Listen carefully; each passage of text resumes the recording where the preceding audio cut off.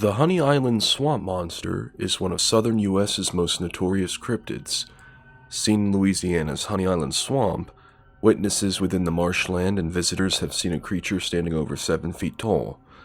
Tonight on the Venomous Fringe, we will be exploring the history of one of Louisiana's most uncanny mysteries, the Honey Island swamp monster.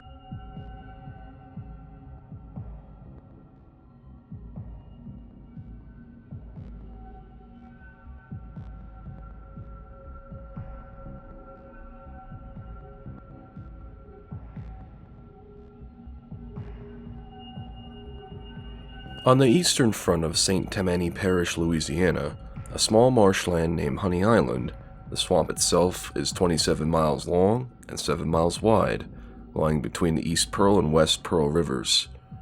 It is comprised of 70,000 acres with a few roads running through it. It is mainly accessible by boat or on foot. This area is said to be populated by black bear, alligators, white-tailed deer, feral hogs, rabbits, squirrels, fish, and other aquatic creatures, birds, and the Florida panther. But within the deep heart of the swamp lay some mystery, and an unknown phenomena that many of the locals and visitors have questioned for many years. For over half a century, locals all over Honey Island have seen a giant upright hominid that resembles a Bigfoot. Many have argued that it is indeed a Bigfoot, but others have argued that it is a different creature on its own, with Bigfoot-like attributes. The Honey Island swamp monster, first reported in 1963 by Harlan, Ford, and Billy Mills. In the last 56 years, various eyewitnesses have come forward to submit their terrifying encounters with the creature.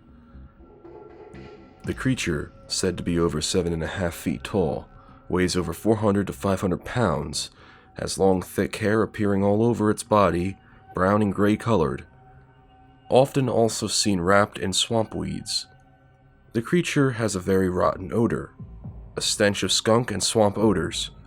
The features of this creature are the most common distinctive description. The features of the creature from its feet are webbed. Many believe that the creature is a part reptilian due to this, and also for its facial-like appearance.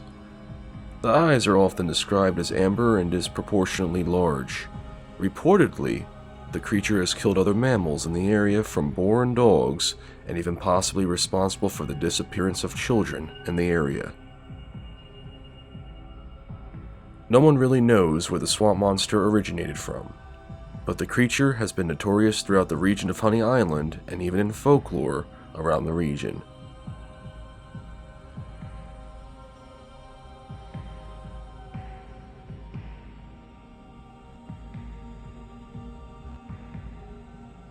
Harlan Ford was a retired air trafficker, and one day while flying over Honey Island, Harlan and Billy noticed a camp deep in the region of the swamp. Both Billy and Harlan had set their sights on doing an investigation of Honey Island. Upon arriving in the area, the marshland, very quiet, both Harlan and Billy entered the deep thickness of the swamp. Both men had noticed something colossal up ahead. When they had reached a clearing that broke off into the reach of their observation, it was there where both men had saw something rather large. Billy asks Harlan, "What is that thing?" Both men flabbergasted by what they were seeing. Harlan and Billy continued to observe what they were looking at, with the creature appearing less than 100 feet in front of them. It's safe to say that the encounter left them speechless, both intrigued at what they had just encountered. Harlan recounted, "It was like nothing I've ever seen before. Ugly and sinister and looking like something out of a horror movie.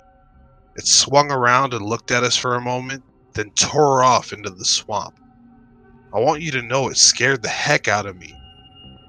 Harlan described the creature as standing over 7 feet tall with giant and muscular shoulders, a large chest, thin legs, and the hair appeared to be long and gray. The eyes were distinctive, according to Ford. They were very large and amber-colored and looked hard at us before running off. In Harlan Ford's full account of the incident, he goes on to say, and I quote, "We were walking fast with a heavy load when we saw the hindquarters of what appeared to be a large animal standing on 4 legs in the trail. We were used to seeing all sorts of known animals in this swamp area, but as we approached within 20 feet, Bill exclaimed in a loud voice, "What the hell is that thing?" The creature had evidently failed to hear us approaching up the trail, but at the loud sound of Bill's voice, it swung around and faced us. Its loins were slender, while the chest and shoulders were tremendous. The head and face had a square appearance, and the entire body was covered with short and dingy gray hair. The head had long, wild hair that almost touched the ground. This thing glared at us in a ferocious manner for only a split second, then rose up and ran on its hind legs, disappearing over a mound of briars and brush. It was about 7 feet tall and would weigh approximately 400 pounds. Both men had seen rather large footprints, tracks that didn't match any animal of their knowledge in the zoological charts. Ford and Mills didn't return to the area until a decade later, where they would find some discovery.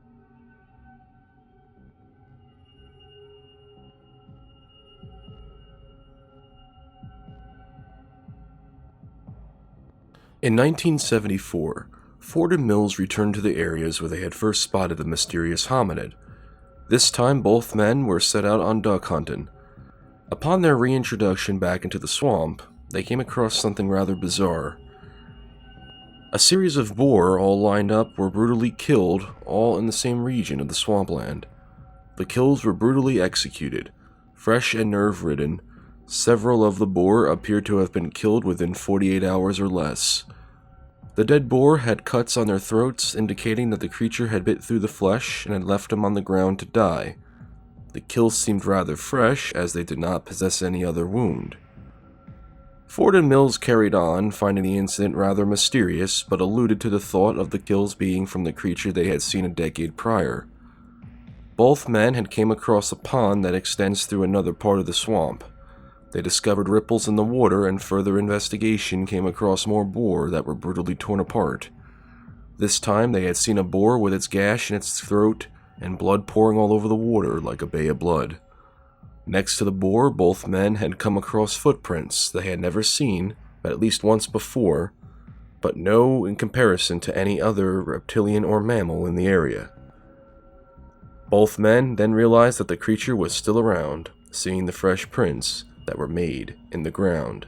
Both Ford and Mills didn't want to press no further, as they feared that whatever had killed the boar was still around and decided to withdraw from the location. Later that evening, both men returned to the site, engaging in collecting the footprints that they had come across earlier within the day.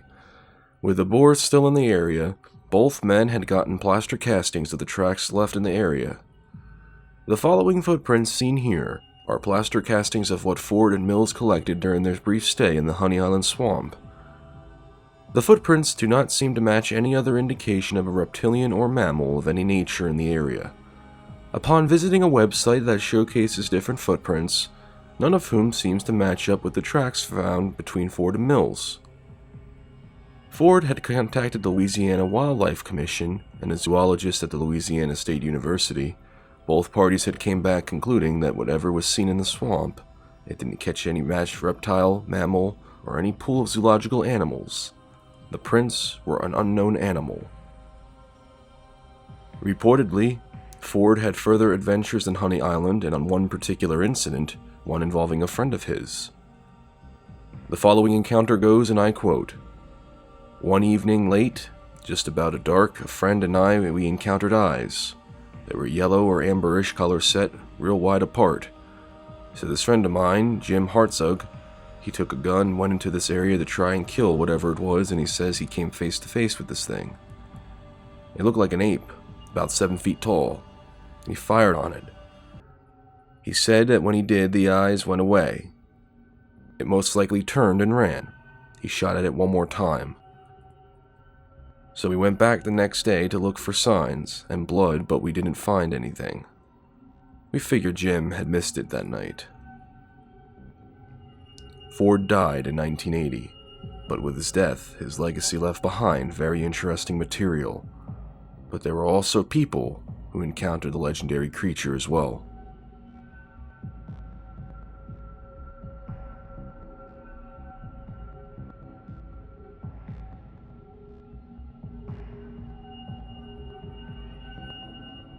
Ted Williams lived in the bayou most of his life. He was a trapper and often appeared in the swampland many times. Ted had a couple run-ins with the creature. Some of his testimonies, he's often commented on the intent of possible execution of one. Ted's first encounter, one day while going on about his duties being a trapper, he encountered the creature straight ahead. It stood like a stump, both parties looking at one another. When Williams approached the stump, furthermore, the creature took off and ran, jumping a stream. Williams described it as dark gray and standing over 7 feet tall. Here is Williams' original audio testimony. First time I ever saw it was standing plumb still like a stump. Went on a trap line, and I stopped after I realized it wasn't a stump. I knew it wasn't supposed to be there. And it run. When I stopped, it run. It was a dark gray, about 7 foot high. It jumped a bayou. That's the first sighting I ever saw. Williams' second encounter came a little later. This time, he'd gotten a glimpse of 2 of these creatures swimming in the Pearl River. As he came across them, he noticed that one was larger than the other, and both creatures made no eye contact with him. Williams tried to get their attention, but both creatures ran on the opposite side across the river and vanished into thick brush. Time I seen him, I was swimming in the...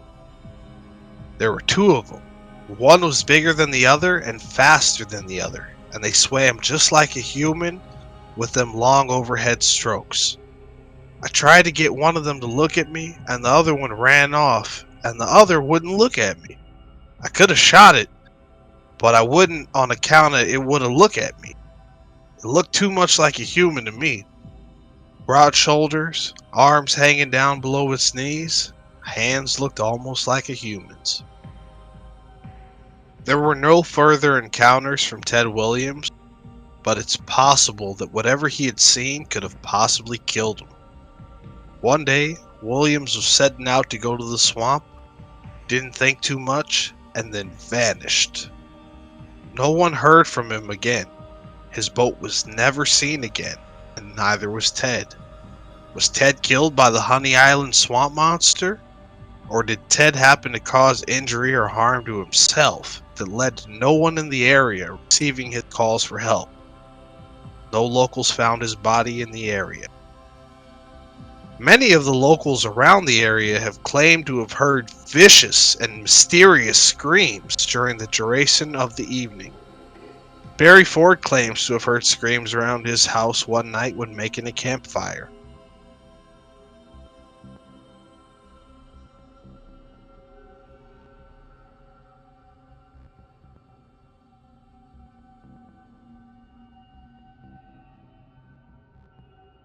Over the years, many have tried to connect what the origin of such creature can be.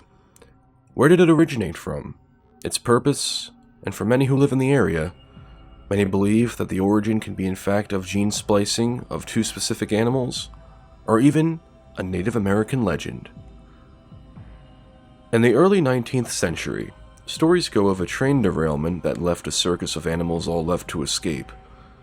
While it's believed that the local chimpanzees of the circus attractions that escaped breeded with the local alligator population, causing a hybrid of part mammal with the mentality of a chimp and alligator, reptilian as well. However, this conclusion would be invalid, as chimps and alligators have different DNA genetics and as well cannot crossbreed due to that compromise. Another possibility is that the Honey Island swamp monster is in fact the 𝗚𝗛cie, a creature of Cajun folklore, one that was once a normal child abandoned and was raised by alligators. The 𝗚𝗛cie is said to be aggressive and lurks the deep bayous. If it is possible to be a 𝗚𝗛cie, it would make perfect sense for its reptilian-like appearance. Another possibility, that it's an aggressive Sasquatch. The Sasquatch being one of cryptozoology's most notorious and vivid creatures, with the majority of the types that are said to lurk the backwoods of America, it is possible that this is indeed a different variation of Bigfoot, with a reptilian-like attribute Depending on the three possible origins, the Honey Island swamp monster is one of mystery, and one that lurks in the backwoods like any other creature in the Louisiana bayou. But if science and logical explanation is correct, it's possible that it's a different variation of a Bigfoot, but as well, it could be the very much so descendant of a 𝗚𝗛𝐺.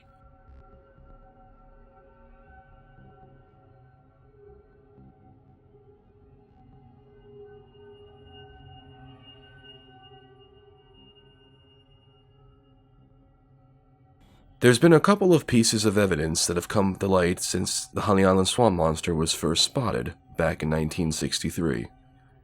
The first comes from footage of Harlan Ford's encounter with the creature. When Ford had passed in 1980, he had left behind a reel that contained footage of the creature back from his previous encounter with Mills in 1963. The footage depicts a creature walking around the marshes of Honey Island, and as you can see in the highlighted frame, the creature is walking in the back, covered behind the thick trees and weeds that bear throughout the location. This is the footage slowed down in a couple different variations.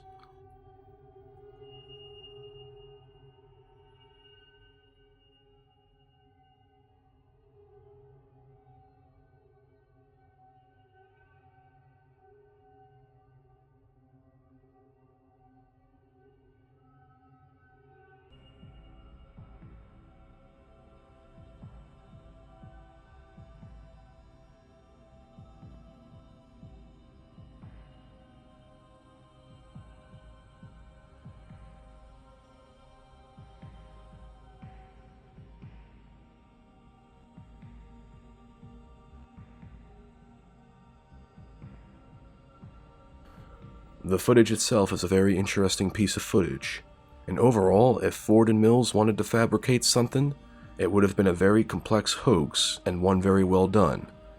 Being that it was 1963, it would have been a very expensive execution, with ape costumes back then going as far back as almost $1,000. Another piece of footage comes from 𝗚𝘀𝗺𝗵𝗱, a well-known researcher in the Bigfoot community. MK had been in the Honey Island swamp investigating with the Mississippi Bigfoot Evidence Search Team when he had caught what appears to be a creature. This is the following footage, and courtesy goes to 𝗚𝘀𝗺𝗵𝗱.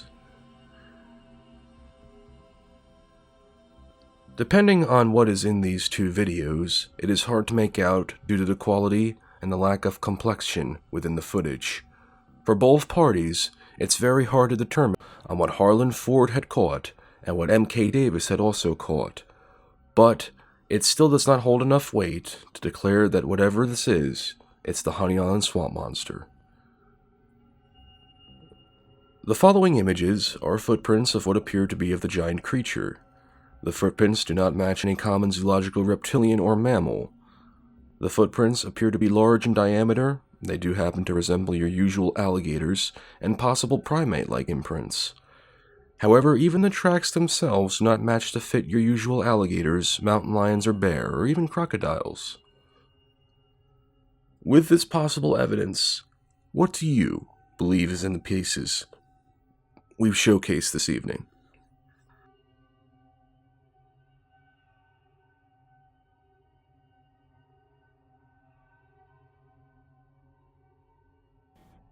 In my opinion, I believe the Honey Island swamp monster is one of the most dangerous cryptids out there.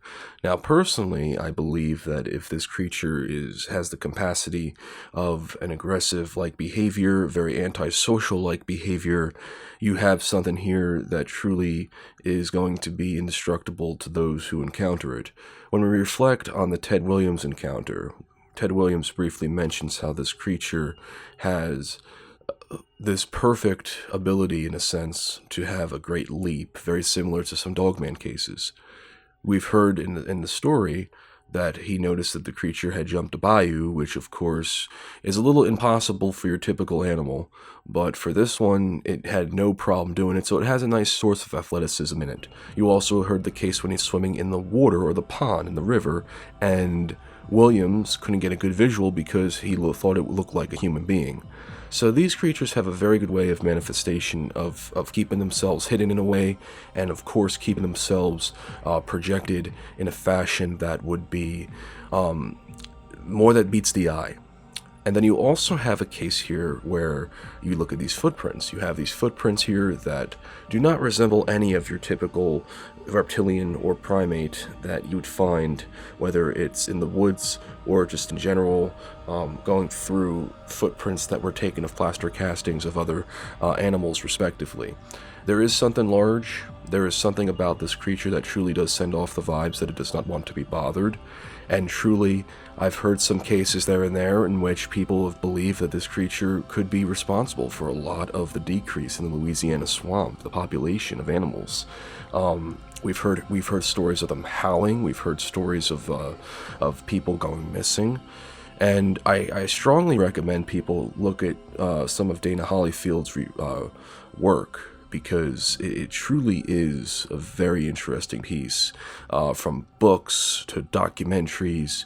You know, these are things that I think would be very good for those who have an interest in the cryptid. I'll leave a few links down below, but personally, I just think that with the encounters and in looking at the evidence, I mean, we do have something here that does not match your typical cryptid, so to speak. There is something to it. There is something that is of an around moment that truly is terrifying. Sensei, what do you think? Well, Chris, I think that this cryptid is definitely a hominid. What kind of hominid, I'm not sure.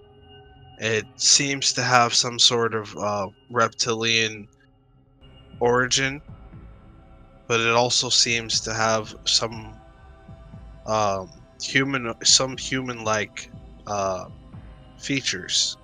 As mentioned, the shoulders, the chest, the body structure. So that leads me to believe that it's something, a mix, maybe a Sasquatch and a human, or maybe it's completely reptilian in nature. I'm not completely sure. But what I do know for a fact is that this creature, whatever it may be, it is very antisocial. What we noticed when we were looking through the story and Ted Williams' encounter and Harlan Ford's encounter, these creatures ran from them when they tried to make contact with the creatures. So what that tells me is that this thing, whatever it is, does not want to be seen, nor does it want to interact with human beings. So that further, it asks the question, what is this creature and what are its intentions? Why is it swimming in a stream where humans might have access like they did? Why is it out in the open if it doesn't want to be seen? So there are more questions than answers when it comes to this creature. And I definitely think it's worth looking into. What do you guys think? This is for the viewers. What do you guys think? Post below in the comment section what you think this creature might be, why it's here, what it's looking for. Is it a Sasquatch? Is it a reptilian? Is it a humanoid? Is it a different type of human? Is it both? What do you think this is? Why do you think it's staying out of our view? Why do you think it's running from Ted Williams and Harlan Ford? And, you know, we can kind of combine our ideas and talk, because we don't know, you know. And that's why we're covering this. That's the beauty of something like this. We're covering it to figure out what this may be. So let us know in the comments below, and all comments are welcome. Nobody's an expert. We're all here to learn. So what is the Honey Island swamp monster? That is my question. I have no idea. But Chris, you covered it well, and from here on, we'll continue our research. We'll update you if we have anything further on this being.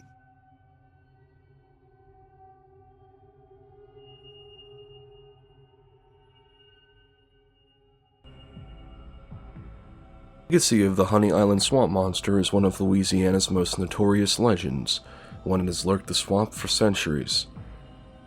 Since the late 90s, the granddaughter of Harlan Ford, 𝗫𝗪 Holyfield, has made documentaries and has written several books on the infamous creature. Documentaries and publications, the mystery of the creature is still rather unknown, and to this day, many of the locals are still encountering this notorious creature.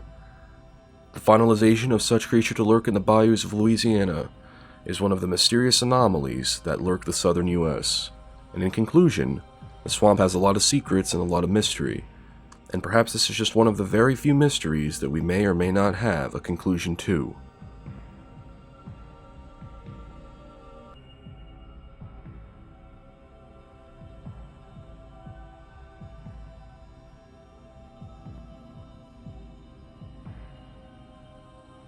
Hey guys, it's 𝗠cie. As some of you know, I've been going through a rather tough time lately, so I just wanted to give my thanks to those that donated. Thank you, Tanya Banks, for donating. I really appreciate you. It helped us a lot. We were doing a GoFundMe project, but from here on out, we're actually just going to do a straight up PayPal and Patreon. The links will be down there for both below in the video description. And what we're going to be doing, this is just to raise money for the channel and for our exploration gear when we're out there researching, etc., and gear for recording as well. We really can't do this without you guys, so we really appreciate you. Just wanted to give our thanks here. Special shout out to Tanya, thank you, and special shout out to Ryan Tremblay as well for donating a microphone to me. It's not here yet, but it will be here in the next few days, and that's going to be huge. So really appreciate all of you guys. Chris and I both do, from the bottom of our hearts. Thanks for supporting the channel, and if you aren't subscribed already, please click the subscribe button. If you feel generous and you'd like to help the channel to continue to grow and continue to go forward, please help us out with a donation for either PayPal or Patreon. Anything is appreciated. If you can't, that's okay too. We love you for just being here with us. So thank you for your time. Thanks for watching, and we'll see you next time.